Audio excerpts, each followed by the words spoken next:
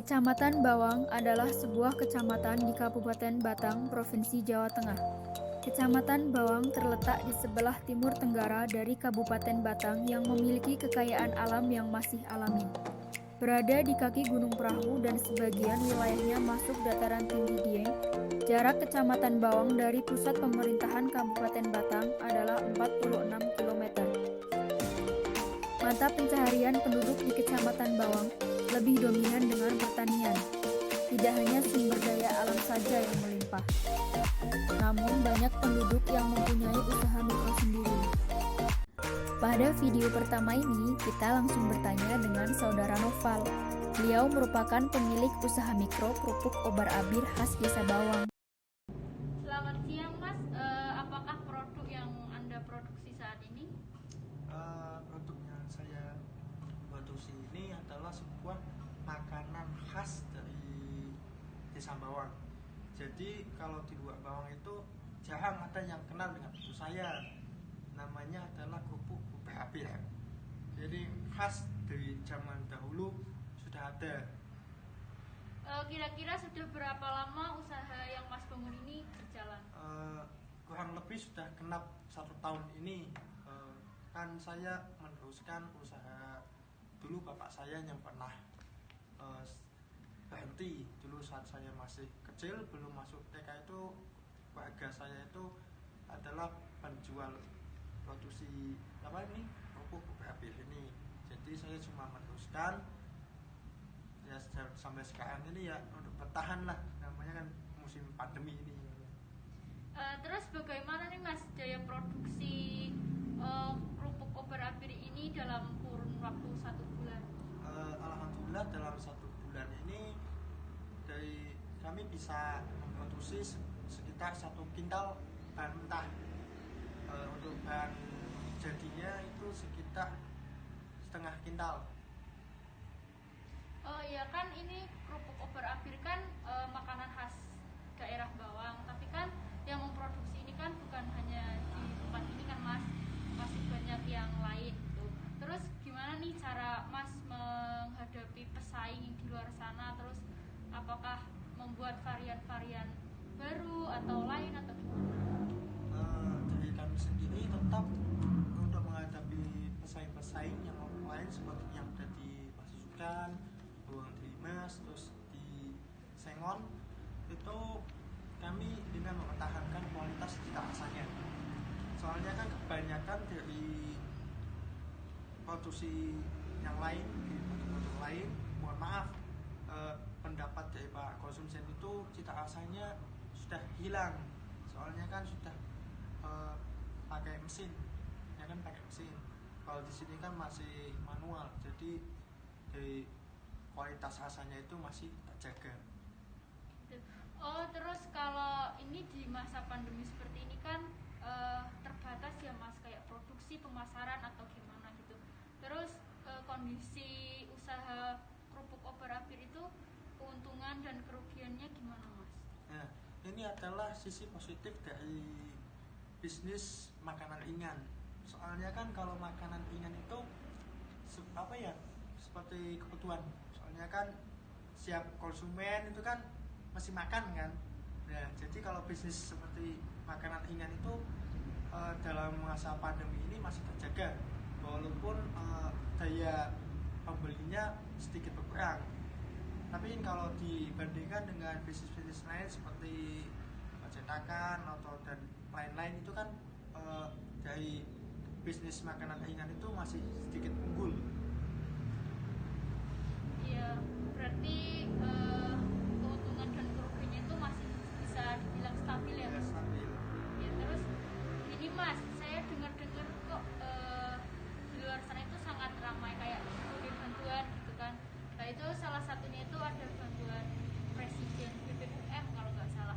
Dan itu tujuannya itu ditujukan buat pelaku UMKM sendiri. Nah, apakah Mas sendiri sebagai pelaku UMKM itu mengetahui tentang bantuan BPUM atau bahkan Mas mendapatkan bantuan tersebut?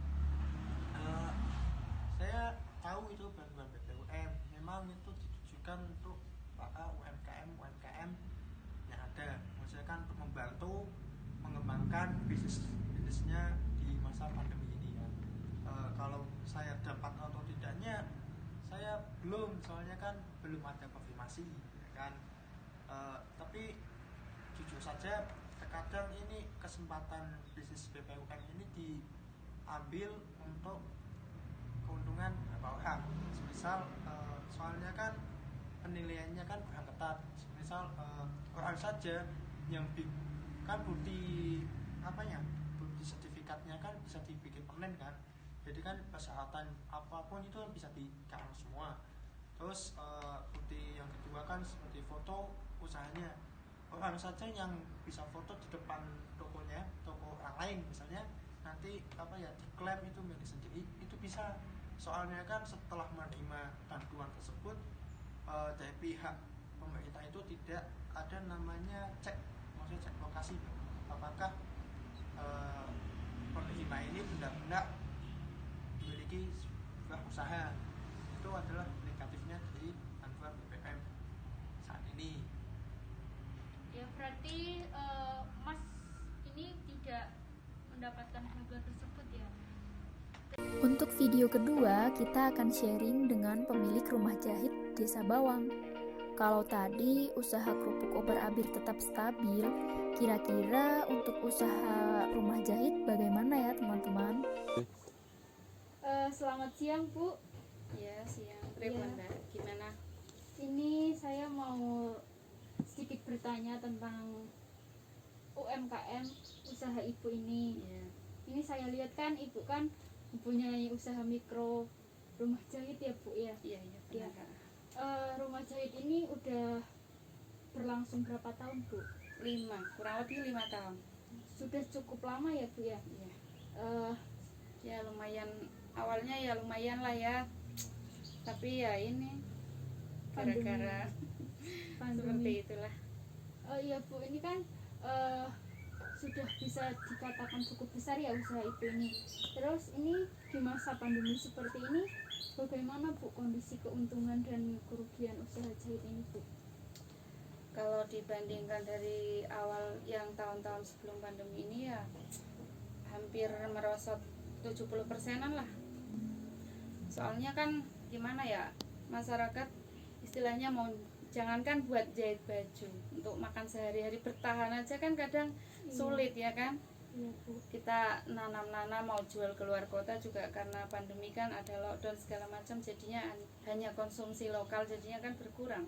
Jadi ya mereka mau loyal, mau ininya mau jahit mau ini itu, jadinya kan tetapnya berkurang. Kalau nggak penting-penting itu ya enggak. Enggak. Iya, Bu.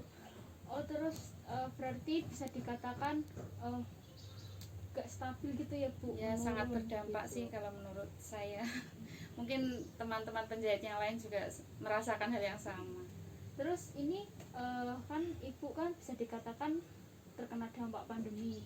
Nah dari pemerintah itu apa? Itu kan saya dengar-dengar banyak tuh Bu bantuan banpres gitu itu yang terkhusus buat UMKM gitu. Apa Ibu dapat Bu? Alhamdulillahnya belum. Tapi ini saya sedang mengajukan. Kemarin udah syarat-syarat sudah saya ajukan. Terus ya saya berharap sih pemerintah bisa memikirkan lah ya. Iya. Kan Berarti ini Ibu ini daftar sendiri. daftar sendiri sama temen-temen yang jahit yang nggak dapat itu kan kita ngobrol gitu, akhirnya kita coba-coba daftar gitu kan. Ya siapa tahu nanti rezeki kita, begitulah. Oh iya. Saya kira cukup segitu Bu. Terima kasih Bu Ya. atas penjelasan yang Ibu kasih ke saya. Ya. Untuk pelaku UMKM sudah, sekarang giliran kita sharing dengan pemerintah setempat teman. Kira-kira di masa pandemi ini apa saja ya yang sedang dilakukan pihak pemerintah? Siang Pak. Selamat siang, ada yang bisa saya bantu? Iya Pak, begini saya ini mau ada sedikit wawancara terkait pemerintahan desa Pak, khususnya BLT. Apakah Bapak berkenan? Siap. Nanti saya jawab semampu dan setahu saya. Tapi sebelumnya, saya mau nanya, ini dari mana?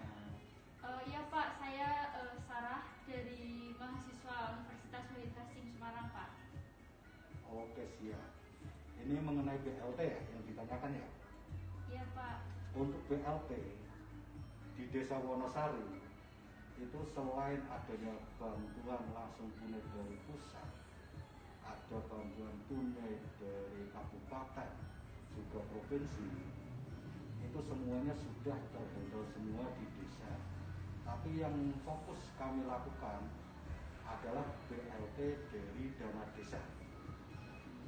Nah, untuk mengetahui siapa yang dapat, itu yang pertama kita melihat dulu yang terutama yang belum mendapat BLT dari pusat, BLT dari provinsi, atau BLT dari kabupaten. Jadi kita harus menyeleksi dulu. Nah, setelah diseleksi dapat, kita juga memilih seseorang biar tepat sasaran, terutama keluarga yang kurang mampu. Jadi pemerintah setempat desa itu hanya mengelola bantuan BLT itu dana desa saja ya Pak? Ya, kalau untuk pengelolaan BLT yang dikelola desa itu cuma dana desa. Kalau yang dari pusat itu sudah ada petugasnya sendiri. Jadi dari desa cuma mengelola BLT DD atau bantuan langsung tunai dari dana desa. Terus ini sebagai pemerintah desa itu hal apa saja sih yang lagi dilakukan oleh pemerintah setempat di masa pandemi seperti ini Pak? Oh iya.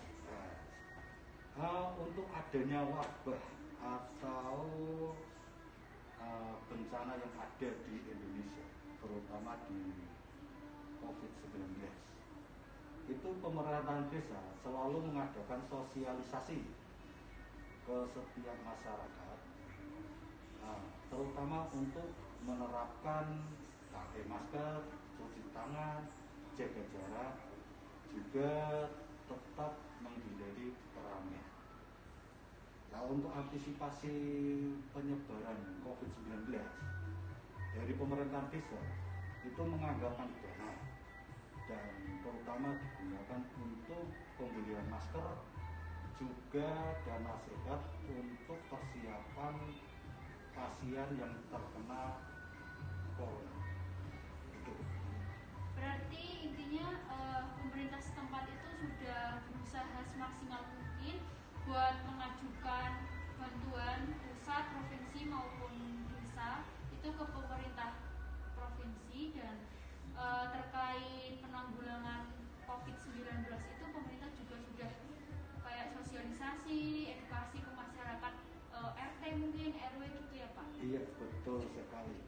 Tapi untuk COVID-19 kita juga fokus dengan dana desa. Jadi semua yang dilakukan di desa itu sepenuhnya menggunakan dana desa. Berarti penggunaan yang untuk itu Pak, COVID-19 misal tadi ada pembelian masker. Oh, betul sekali. Kita menggunakan dana desa di tim siaga ini, ya terutama untuk mengadakan tempat karantina. Terus kita menyiapkan juga makanan dan minuman untuk pasien yang terkena positif corona. Itu semuanya disediakan di desa. Ya, terima kasih Pak. Mungkin hanya itu yang saya tanyakan dan saya cukup paham tadi dari penjelasan Bapak. Ya. Terima kasih Pak. Ada pertanyaan lain? Mungkin cukup itu Pak. Terima kasih. Dari hasil wawancara beberapa sampel pelaku UMKM, bahwa setiap usaha mikro mempunyai persentase kerugian masing-masing di masa pandemi saat ini. Terkait bantuan Presiden UMKM, hampir 60% masyarakat yang mempunyai usaha belum mendapatkannya. Namun, dari apa yang dikatakan pemerintah setempat, semua data masyarakat telah diajukan apabila ada bantuan sosial dari pusat